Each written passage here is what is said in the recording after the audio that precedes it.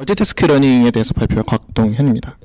네, 우선 이제 이번 ICML에 총 5개의 논문이 제출되었는데 그 제목에 이제 멀티태스크라는 단어가 들어간 제목이 5개 있었어요. 근데 그 중에서 2개의 1번, 2번의 논문만 실질적으로 이제 멀티태스크를 직접 다룬 거고, 나머지 세 가지는 이제 멀티태스크를 뭐 활용하거나 또는 그런 문제의 어떤 근접한 연구였습니다. 네, 세 번째 논문 같은 경우는 실제로 푼 태스크는 싱글 태스크인데 그 방법론을 이제 어떤 멀티태스크를 차용해서 멀티태스크 근사하는 태스크를 만들어서 슈도 태스크 어그멘테이션 했다고 해요. 그래서 성능이 매우 좋아져서 흥미로운 논문을 가져왔습니다. 그래서 이제 우선 간단하게 멀티태스크에 대해서 개요를 살펴볼 텐데요. 일단은 먼저 이제 멀티태스크 이해하려면 싱글 태스크가 무엇인지를 이해를 해야 돼요. 그래서 간단하게 우리가 일반적으로 푸는 머신러닝 태스크가 싱글 태스크인데 인풋 X가 하나의 도메인에서 나오고 아웃풋 Y도 하나의 도메인에 매핑되는 이런 구조를 싱글 태스크를 합니다. 반면에 멀티태스크는 X가 하나인데 그거에 대해서 아웃풋이 여러 가지가 있는 거예요. 그래서 이제 아웃풋과 Y는 서로 약간의 관련이 있는데 똑같진 않은 그런 태스크에 대해서 이제 저희가 멀티태스크를 부릅니다. 뭐 참고로 이제 X가 여러 가지인 경우는 우리가 멀티모달 태스크라고 부르고요. 그래서 간단히 예를 하나 들자면은 이제 우리가 가장 대표적인 예제가 이제 오브젝트 디텍션이 있습니다. 그래서 이제 오브젝트 디텍션은 먼저 클래시피케이션 태스크를 풀어야 되고, 그리고 해당하는 오브젝트가 어떤 좌표에 있는지 바운딩 박스 리그레이션을 해야 되는, 그래서 클래시피케이션과 리그레이션 두 개를 동시에 해야 되는 거죠. 그래서 이제 이런 멀티태스크 러닝이 굉장히 이제 장점이 많은데, 이제 장점 4가지를 간단히 써봤는데요. 일단 이제 널리지 트랜스퍼를 할 수 있다라고 얘기합니다. 무슨 소리냐면 이제 저희가 싱글 태스크로 Y를 하나씩 학습하는 경우, 즉 Y1 하나, Y2 하나, Y3를 개별 모델로 학습하는 경우보다 이제 Y1 학습하면서 얻은 정보를 Y2에 저희가 쓸 수 있잖아요. Y1과 Y2는 서로 관련성이 있기 때문에 어떤 정보가 공유된다고 보는 거죠. 그래서 Y2, Y3에 더 좋은 영향을 미칠 수 있다. 이걸 조금 더 구체적으로 설명하자면 이제 오버피팅을 줄일 수 있다는 얘기예요. 그래서 여러 태스크를 Y1, Y2, Y3 동시에 맞추기 위해서는 저희가 이 태스크 3가지가 공유하는 레프레젠테이션, 쉐어드 레프레젠테이션 찾아야 되는데 이제 그 레프레젠테이션이 보다 제너럴라이즈된 레프레젠테이션일 것이고, 따라서 이제 오버피팅을 방지할 수 있다는 거죠. 이제 세 번째는 좀 당연한 얘기인데, 실제로 이제 저희가 이 어떤 리얼월드에서 이 문제를 사용할 때 보통 Y가 여러 개인 경우가 많아요. 뭐 대표적으로 무인 자동차의 예시가 있고요. 예를 들면 무인 자동차 같은 경우에도 저희 태스크 하나를 푸는 게 아니고 뭐 브레이크를 어떻게 다룰지, 엑셀을 어떻게 다룰지, 또는 사람 보행자 디텍션 한다든지 뭐 커브 디텍션, 여러 가지 태스크를 실시간으로 해야 되잖아요. 근데 그런 경우에 이제 싱글 태스크를 하나씩 푸는 경우보다 당연히 한 번에 컴퓨테이션 빠르게 해서 하는 게 더 좋겠죠. 그리고 네 번째도 뭐 비슷한 얘기인데, 실제로 이제 저희가 서비스에 머신러닝을 적용하다 보면은 태스크가 굉장히 여러 가지를 복합적으로 풀어야 되는 경우가 많습니다. 그래서 이런 장점들이 멀티태스크에 존재하고요. 다만 이제 어려운 점이 무엇이냐면, 일단 이제 아까 전에 이제 긍정적인 트랜스퍼 효과에 대해서 얘기했는데, 실제로는 학습을 하다 보면 네거티브 트랜스퍼가 발생한다는 거예요. 네거티브 트랜스퍼라는 거는 이제 Y1 학습하기 위해서 Y2의 어떤 성능을 감소시키는 이런 현상이 일어난다는 거죠. 그래서 이제 이런 현상을 막기 위해서 나온 논문이 한 가지가 있고요. 두 번째는 이제 좀 1번하고 2번이 비슷한 문제인데, 태스크 밸런싱이 필요하다는 거예요. 결국에는 태스크가 Y1, Y2가 있을 때 쉬운 태스크와 어려운 태스크가 항상 공존하거든요. 동일한 난이도의 태스크는 발생할 확률이 거의 없어요. 그랬을 때 쉬운 태스크는 잘 하는데, 문제는 이제 어려운 태스크 Y2를 학습하다 보면 Y1에 대해 성능이 감소한다는 거예요. 그래서 두 개의 태스크를 비슷한 난이도로 러닝 레이트를 조절해야지만 이제 Y1, Y2 둘 다 잘 푸는 모델이 나올 수 있다. 그런 얘기를 합니다. 그래서 이제 첫 번째 논문이 이제 그레디언트 노멀라이제이션에 대한 논문인데, 간단하게 뭐 결론만 말씀드리면, 3가지 태스크를 풀 때 3가지 태스크에서 발생한 로스로부터 구한 그레디언트의 스케일이 서로 비슷해지게 뭔가 레귤라이즈 주고 싶다라는 얘기예요. 그래서 이제 저희가 아무것도 안 하고 아무것도 학습을 하게 되면 이제 왼쪽에 있는 그림과 같은 학습이 이루어집니다. 그래서 어떤 쉐어드 네트워크, 이제 이해하기 쉽게 설명하자면 이제 맨 위에 소프트맥스 레이어가 있고 그 소프트맥스 밑을 공유하는 구조라 보시면 돼요. 그래서 어떤 좋은 피처를 뽑고서 피처로부터 어떤 프리딕션 또는 클래시피케이션 하는데, 이제 첫 번째 태스크는 굉장히 쉬운 태스크라서 로스가 빨리 감소하는 태스크예요. 그래서 보시면은 그레디언트의 크기가 빨간색 점인데 굉장히 큰 거 볼 수 있고요. 두 번째 태스크는 상대적으로 어려운 태스크입니다.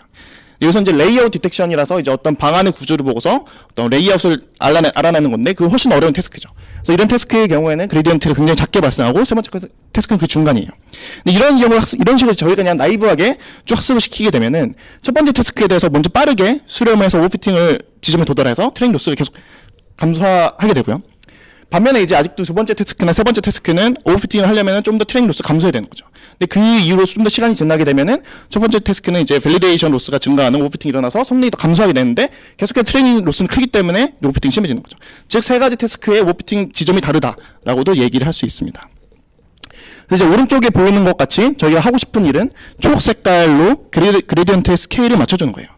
뭐 이제 사실 이제 좀 수학적인 내용이 살짝 들어가 있는데 결론만 먼저 얘기를 하자면, 네, 이 첫 번째 먼저 이제 쉐어드 네트워크로부터 피드 포워드를 인퍼런스합니다. 그래서 이제 이 검은 색깔 화살표가 그냥 일반적으로 인퍼런스하는 과정이고요. 거기서부터 로스를 이제 구해요. 로스를 구하고 저희가 처음에 가지고 있는 이니셜 웨이트를 곱해서, 이니셜 웨이트는 저 1이거든요. 그래서 그냥 일반적인 거랑 똑같겠죠. 웨이트를 구해서 로스의 스케일링 해줍니다. 그리고 나서 그 로스의 스케일에다가 저 L2 놈을 취해서 어떤 사이즈를 구하고요. 그리고 그 L2 놈을 서로 평균을 내요. 그 세 가지 태스크에 대한 L2 놈의 평균을 구해서 평균적인 로스 스케일을 구합니다. 좀 복잡한데, 그래서 이 평균하고 각각에서 발생한 로스 텀하고의 L1 놈을 구해서 그 L1 놈이 0이 되길 바라는 거예요. 즉 무슨 소리냐면, 이걸 한글로 해석하자면 세 가지 태스크에서 발생한 로스의 평균이 서로 같아지길 원하는 거죠. 그렇게 해서 발생한 로스를 이제 L 그레디언트 노멀레이션 로스라고 부르고, 이거를 미분해서 학습을 하는데 학습하는 대상이 W, 즉 어떤 로스 간의 웨이트를 생성하는 어떤 함수를 학습하는 데 쓰입니다. 그레디언트 베이스로. 네, 다소 복잡한 방법이지만 일단은 원리는 굉장히 간단해요. 어쨌든 세 가지 태스크에서 발생한 로스가 같아져라, 평균값이. 그런 태스크이고요. 그래서 이제 알고리즘이 이런데 결론만 여기만 보시면 돼요.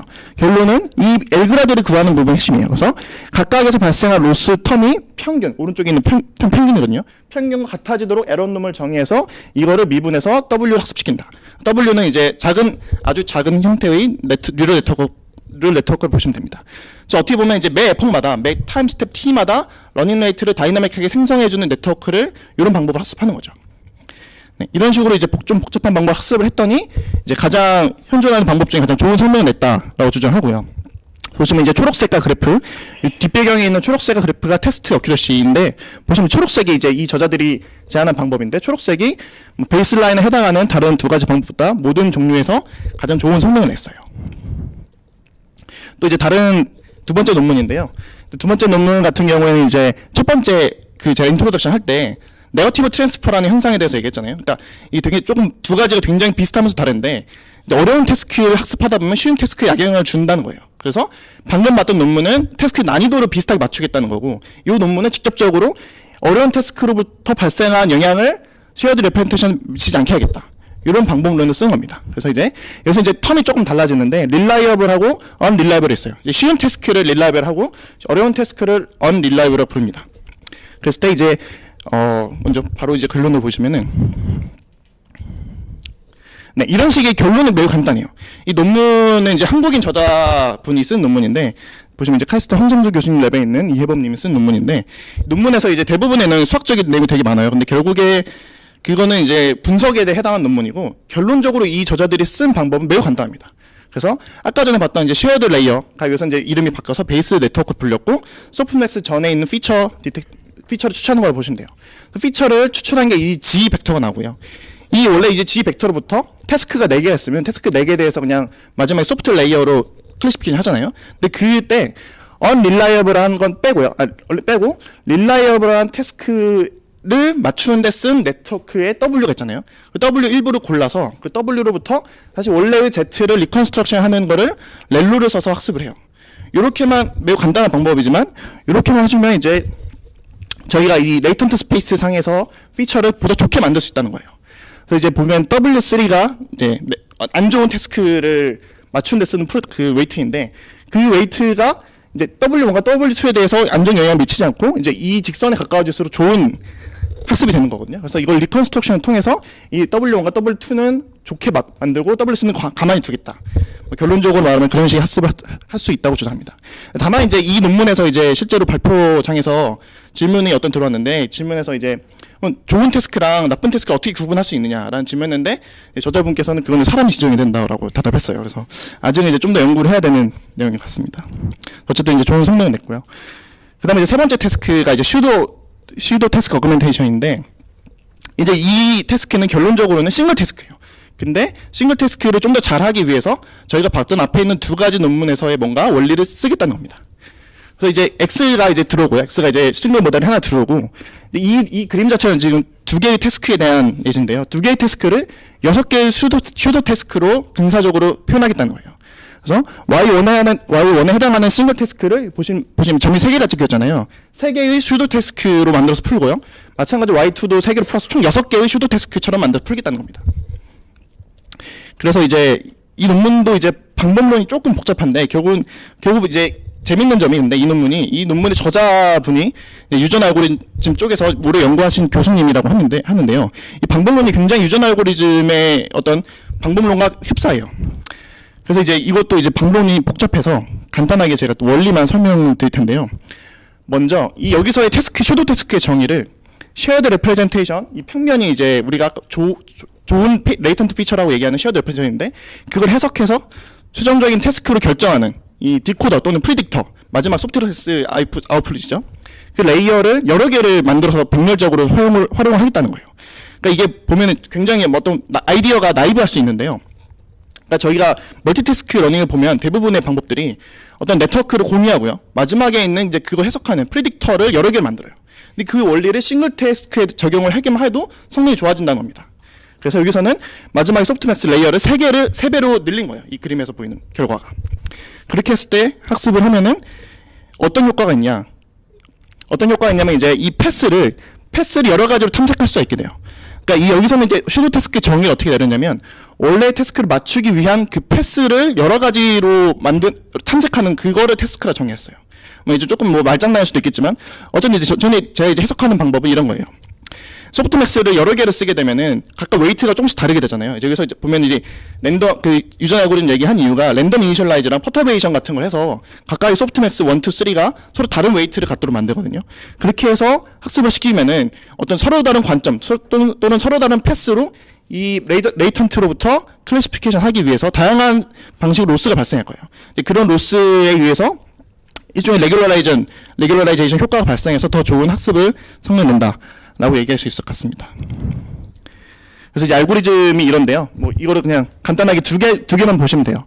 첫 번째 스텝은 그냥 우리가 생각하는 일반적인 백프로퍼게이션이에요. 그래서 모든 쉐어드 네트워크로부터 클래시피케이션 다 하는 거고요. 그래서 학습을 하고 그 다음에 이제 제일 좋은 디코더를 하나 선택합니다. 그래서 밸리데이션 어큐러시를 재서 제일 좋은 디코더 하나 선택하고 그 디코더로 그리디하게 모든 다른 네트워크가 가게 만들든지 아니면 그 제일 좋은 걸 빼고 나머지에 퍼터베이션 주든지 유전 알고리즘적인 방법을 이용해서 서로 다른 소프트맥스 디코더 웨이트를 갖게 만들어요. 그래서 이걸 계속해서 반복하게 되면은 W 하나를 썼을 때보다 훨씬 더 좋은 성능을 가질 수 있다고 얘기를 합니다. 그래서 여러 가지 실험했는데 일단 가장 쉬운 실험 중 하나가 이제 옴니글렛, 엠니스트랑 비슷한 태스크인데 했을 때 이제 베이스라인 대비 몇 퍼센트 성능이 좋아졌냐라는 거를 플러스한 거예요.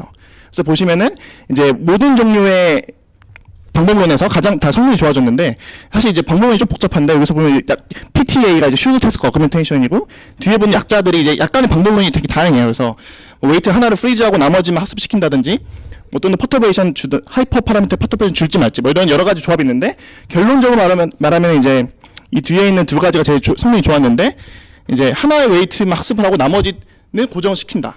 그래서 초기 랜덤 이니셜라이즈된 웨이트를 그대로 써서 이상한 로스, 안 좋은 로스가 발생하겠죠. 그런 로스를 그냥 어그멘테이션 하는 것만으로도 되게 좋은 성능이 나왔다고 얘기하는 거죠. 그래서 방법론이 굉장히 간단해요. 그래서 이제 이런 방법론을 마찬가지로 이제 셀럽 A 데이터에 적용했는데 현존하는 방법 중에서 가장 좋은 성능을 냈다고 주장을 합니다. 그래서 이 방법론은 실제로 저희가 구현하는 것도 뭐 몇 줄이면 될 것 같아서 한 번쯤 시도해 볼 만한 가치가 있는 것 같아요. 네, 여기까지 발표 마치겠습니다.